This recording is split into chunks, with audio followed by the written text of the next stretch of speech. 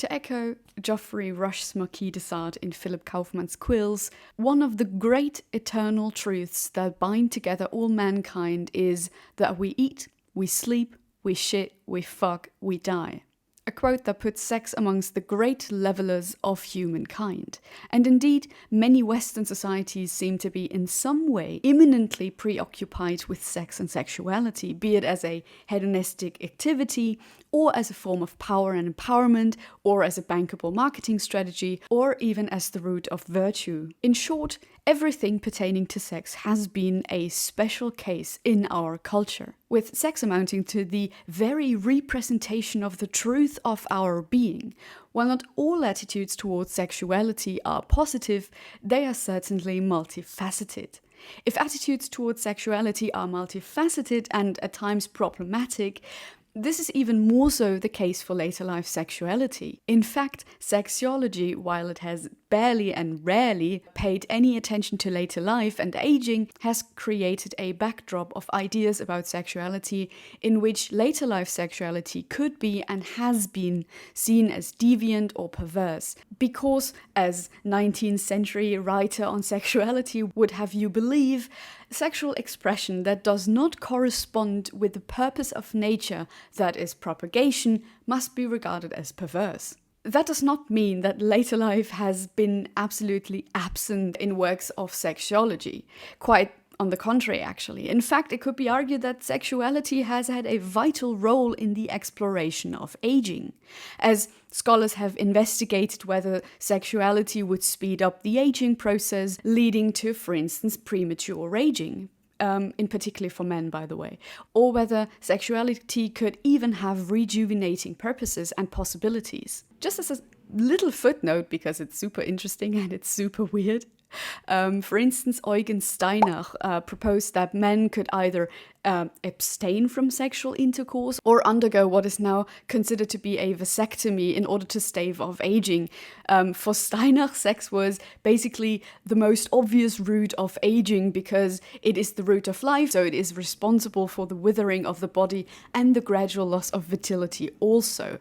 And in contrast to Steinach, others believed that rejuvenation was actually possible through a resexualization, and they began to experiment by mixing, and this is not a joke, 19th century medicine was a wild place, by mixing small quantities of distilled water with blood taken from the testicular veins of young and healthy dogs and semen and juices from their crushed testicles, and injected this mixture into people. And following these experiments, others took similar steps and claimed that through resexualization, senile old age could be not only staved off, but actually eliminated. Yet the position within works of sexology and the framework with which sexuality and sexual activity has been theorized is markedly similar. As later life sexuality is rarely for reproductive ends, it has been largely relegated to the sidelines of sexuality. Richard von Krafft-Ebing only notes age or only touches upon age in one chapter on the general pathology of sexuality, grouping it among physiological and mental dysfunctions. The title of the subchapter, Reawakening of the Sexual Instinct in Old Age, succinctly summarizes Krafft-Ebing's ideas and observations, and of course the popular attitudes towards later life sexuality, meaning that sexuality decreases so significantly throughout the life course that in later life only a reawakening and not a continuation is possible. Indeed, he states that cases in which the sexual instinct prevails until a great age are actually rare, and links this peculiar sexual manifestation to senile dementia, to which it can be seen as a precursor, for instance. For Krafft-Ebing, later life sexuality is moreover inextricably linked to indecent, shameful, perverse and obscene behavior in both men and women. Similarly, Havelock Ellis, a 20th century sexologist in the Psychology of Sex, touches upon senile sexuality in a subchapter on sexual deviations, and in his list of sexual deviants positions later life sexuality under abnormal, bracketed by pedophilia on the one hand and necrophilia on the other hand. Ellis frames later life sexuality negatively both for men and for women. For older men, the sexual impulse may become suddenly urgent and may tend to roam, normally or abnormally, beyond legitimate bounds. Bounds that he later identifies as still more dangerous if it takes the form of attraction to girls who are no more than children. In older women, there is a frequent, well-marked tendency at the menopause to an eruption of sexual desire, the last flaring of a dying flame, which may easily take on a morbid form. This eruption of sexual desire is deemed to be a liability, and the sexual behavior of older adults Ellis describes is egoistic and callous, which in some respects he deems to be beneficial because it protects enfeebled old age from the risks of strong emotion. But it is liable to abuses, of which the most dangerous occur if there arises an efflorescence of activity in the sexual sphere.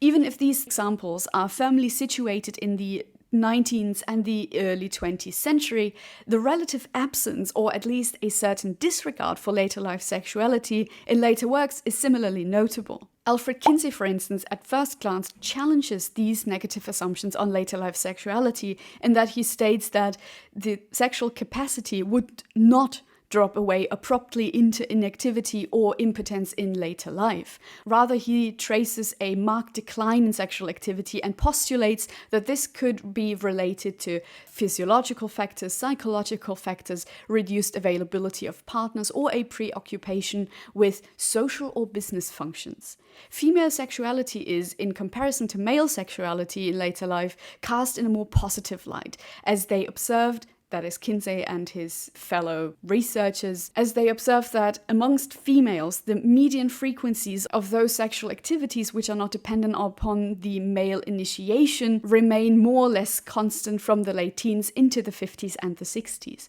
Moreover, they state that women's sexual activity would increase with age before remaining relatively constant until after 55 or 60 years of age. Masters and Johnson's work follows Kinsey's work and runs into very similar problems, as the number of older women and older men is comparatively small and, as they note, not statistically significant. Yet their work on geriatric sexual response is vital, and they still draw conclusions from that very small sample. Rather than claiming that women are, for instance, either passive respondents to sexual stimuli and behavior, or assuming that women are generally less sexual, Masters and Johnson formulate different reasons for a potential decline in sexual activity. On the one hand, such may be the case due to hormonal or physiological changes that render sexual activity either painful or more time-consuming.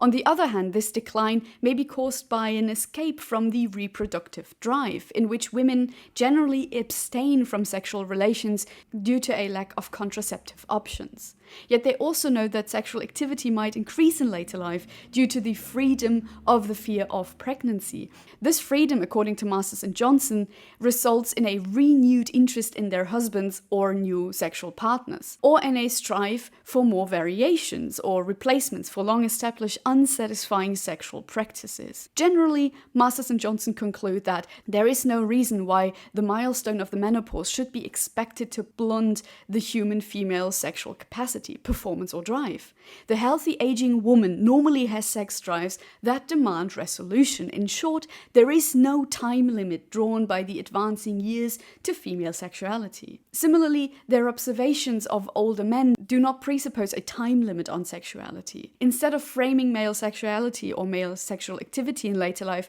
as socially unacceptable, Masters and Johnson state that, in addition to the aforementioned changes, older men's sexual responsiveness wanes with age, while the possibility for erectile dysfunction increases, both of which are seen to be limiting to sexual experience. While much of the research on sexuality that followed the 1960s and 70s was certainly informed by Kinsey and Masters and Johnson, the attitudes towards later life sexuality still remained ambiguous. On the one hand, the use it or lose it model concerning later life sexuality remained a distinguishing feature, with much attention being given to a decrease in sexual activity in later life. Whereas some scholars like David Reuben, whom you might have already heard of, while including a chapter on September sex and generally casting later life sexuality in a positive light, also raises the specter of dysfunctions, for instance frigidity and erectile dysfunction, as constituting elements of sexual activity beyond the retirement age. On the other hand, scientific developments of the post-war period, paired with the increasing attention being given to ideas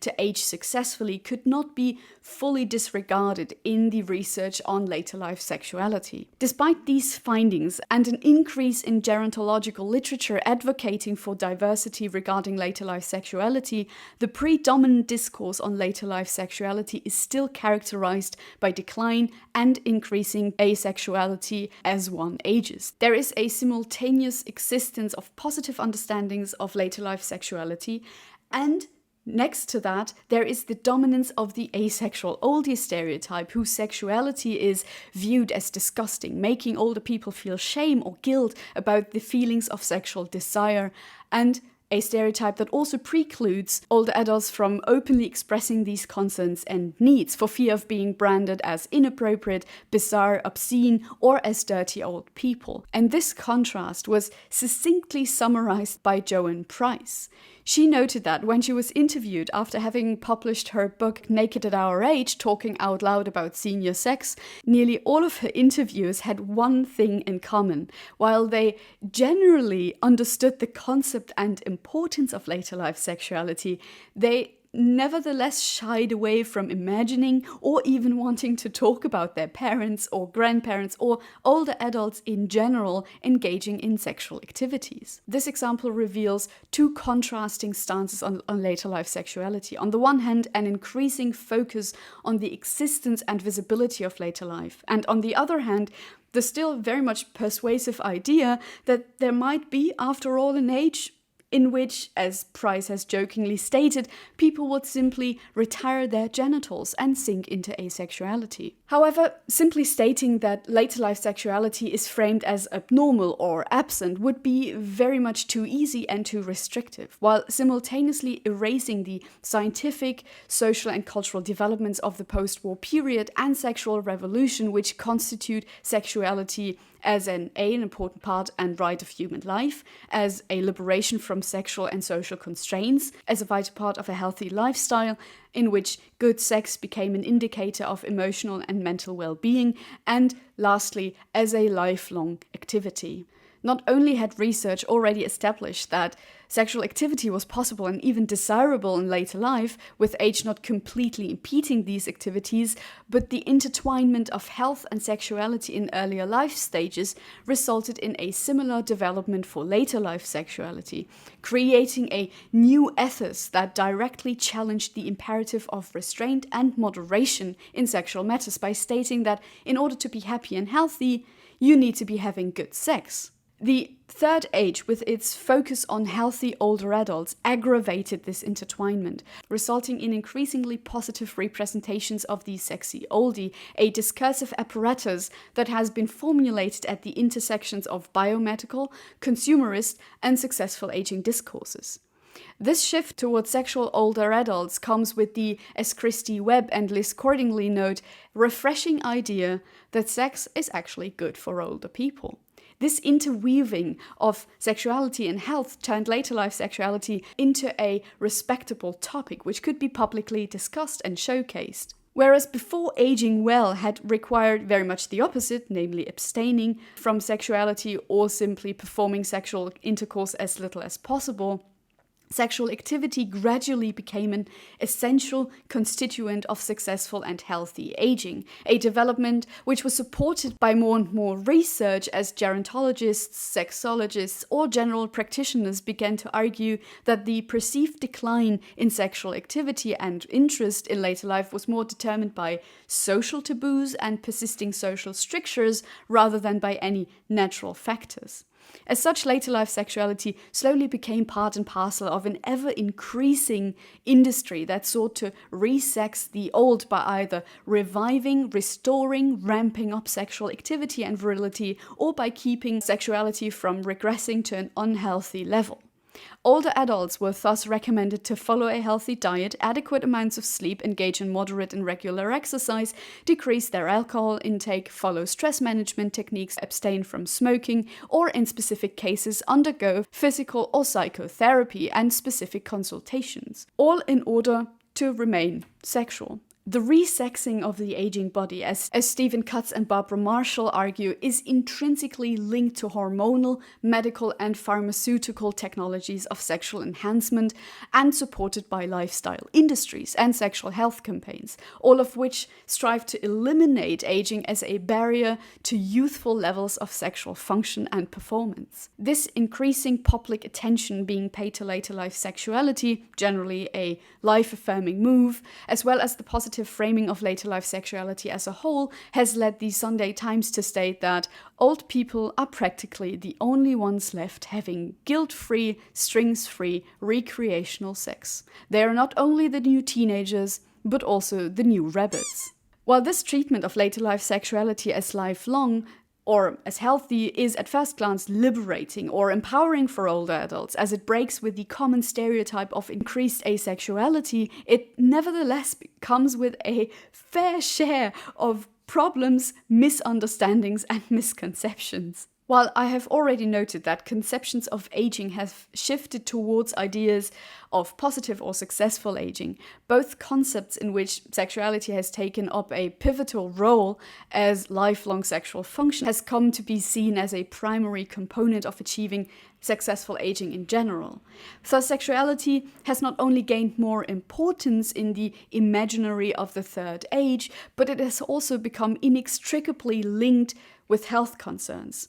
These sexual and health concerns, often expressed in lists similar to the aforementioned recommendations that I've just read out, have, similarly to more overarching narratives of the third age, treated the aging body as a barrier that will need to be overcome in order to stay sexual and in order to age successfully. Whereas the cultural field of the third age proposes in regards to aging that successful non-aging can be achieved by engaging in technologies of the self, whereby signs of aging are masked or adjusted to more youthful norms, such notions are not restricted to the third age, as a similar development can be traced in discourses of lifelong sexuality. Staying successfully sexual in later life is therefore rather a project supported by lifestyle pharmaceutical industries, as instead of working within the confines of aging corporeality, the aging body is to be treated medically to retain or regain youthful functionality. Instead of providing liberation from the necessity of functionality, discourses of lifelong sexuality not only often coexist with sexopharmaceutical discourses, but may also work to re-establish normative practices. Moreover, because the aging body cannot or will not function as before, the aging body remains a problem, an antithesis to sexuality and beauty, representing a possible end to sexual activity that must be avoided at all costs. While the connection of health and sex in the framework of successful aging has turned later life sexuality into a respectable topic, the link between good health and good sex provides the backdrop for an increasing raft of recommendations about how sexual health and sexual activity should be treated in later life. Recommendations that treat sexual activity less as a vital part of later life and more as a recreational sports activity with the goal of increased or retained sexual functionality. Sexual activity, and in particular sexual intercourse, becomes not only a healthy component of successful aging, but a necessary one. More so, the underlying assumption of this framing of sexuality is that having sex is fun, healthy, and something that everyone not only wants to be doing, but should be doing. The focus not only lies on the third age, but most importantly on able and functioning bodies that are a constituting factor of this life stage. Neither the fourth age nor periods of illness, informal care, and residential care find much mention, somewhat reiterating that the idea that deep old age is actually never sexy, and that sexual activities are seemingly reserved for those older adults that retain their health and able-bodiedness in later life. By equating successful and healthy aging with continuous sexual activity, such discourses thus implicitly propose that sex is not only a healthy activity, but an activity seemingly solely for the healthy. Such an intertwinement thus creates its own tyrannical imperative, in which increasing asexuality is swapped out with continuous and necessary sexual performance. At the same time, the conception of sexual activity is rather narrow, as it is often reduced to penile vaginal intercourse, with other forms of sexual activity being seen as a replacement or as compensatory activities rather than a part of a diverse range of sexual activities, each with their own set of merits. Continued sexual activity is treated as an indispensable part of the aging process and aging well, and thus choosing to abstain from sexual activity or being unable to be forever functional becomes a liability to discourses of successful aging, whereas continued sexual activity becomes an obligation. And thus, paradoxically, rather than potentially liberating older adults from narrow, restrictive, and stereotypical notions of sexuality in later life, the idea of a resexualized sexy oldie may in fact contribute to the same disciplinary apparatus as the discourses of representation that they actually incidentally try to criticize.